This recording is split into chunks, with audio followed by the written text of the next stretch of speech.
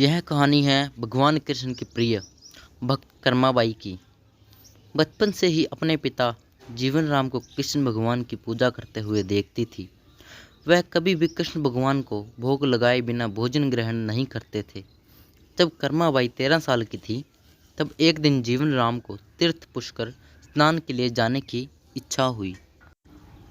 साथ में उनकी पत्नी ने भी पुष्कर स्नान की इच्छा प्रकट की। जीवन राम अपनी बेटी को भी ले जाना चाहते थे, लेकिन दुविधा यह थी कि अगर वह सब घर से बाहर गए तो श्री कृष्ण भगवान को भोग कौन लगाएगा।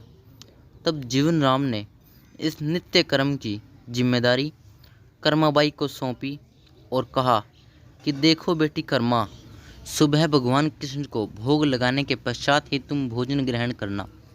कर्मा ने भी अपने पिता की हाँ में हामी भर दी। अगले दिन सुबह कर्माबाई ने उठकर सबसे पहले गुड़ और घी डाल के बाजरे की खिचड़ी बनाया और भगवान कृष्ण की मूर्ति के सामने रख दिया और बोली, भगवान, मैंने आपका भोग रख दिया है, आपको जब भूख लगे तब खा लेना, तब तक मैं घर के काम पूरे कर लेती हूँ। इतना कहकर कर्मा अपने घर के कामों में जुट गई और काम करते करते बीच बीच में आकर देखने पर जब कर्मा को ज्ञात हुआ कि भगवान ने अभी तक खिचड़ी नहीं खाई, तब उसे संदेह हुआ कि शायद खिचड़ी में घी और गुड़ कम है, इसलिए भगवान कृष्ण भोजन ग्रहण नहीं कर रहे हैं। तभी कर्माबाई ने खिचड़ी में थोड़ा गुड़ और घी मिलाया और मूर्ति के सामने बैठ गई। वह बोली, भगवान, मेरे पिताजी जब खिलाते हैं तब तो आप खा लेते हो, तो अब क्यों नहीं खा रहे?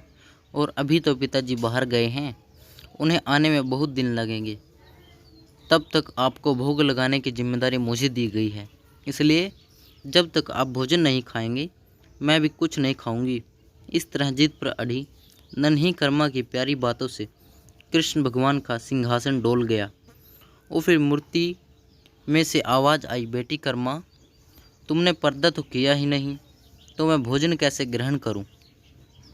तब कर्माबाई ने मूर्ति के आगे अपनी चुनरी का पर्दा किया और कुछ ही समय में कृष्ण मूर्ति के सामने रखी खिचड़ी की थाली खाली हो गई। अब कर्मा रोज सुबह सबसे पहले कृष्णा को बाजरे की खिचड़ी खिलाती और बाद में खुद भोजन ग्रहण करती।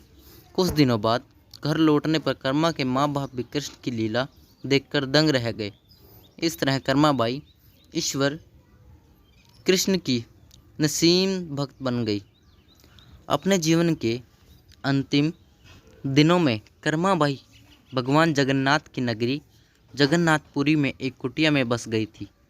वहाँ पर एक दिन कर्माबाई की कुटिया के सामने एक तेजस्वी कांति वाला बालक आया और उसने कर्माबाई से कहा, मुझे भूख लगी है, माँ खाना दो। उस वक्त भी कर्मा अपने भगवान कान्हा को खिचड़ी का भोग लगा रही थी। कर्मा ने उस बालक को भी खिचड़ी खिलाई। उसके बाद से वही बालक हर रोज कर्मा के हाथ की खिचड़ी खाने आता था। यह सिलसिला कई वर्षों तक चलता रहा। वह बालक कोई और नहीं, स्वयं जगन्नाथ भगवान थे, क्योंकि जिस दिन कर्माबाई का देहांत हो गया उस दिन जगन्नाथ भगवान की मूर्ति की आंखों से आंसू बह रहे थे और उसी रात मंदिर के पुजारी के स्वप्न में जगन्नाथ भगवान आए और अपने दुखी होने का कारण बताया कि उनकी परम प्रिय भक्त कर्माबाई गोलोक सिधार गई है। मैं रोज सुबह उसके हाथ की खिचड़ी खाता था, अब मुझे खिचड़ी कौन खिलाएगा? अगले दिन से मंदिर के पुजारियों ने निर्णय लिया, भगवान को रोज बाजरे की खिचड़ी का भोग लगेगा और उस भोग का नाम दिया गया कर्माबाई की खिचड़ी। दोस्तों, कैसी लगी यह कहानी?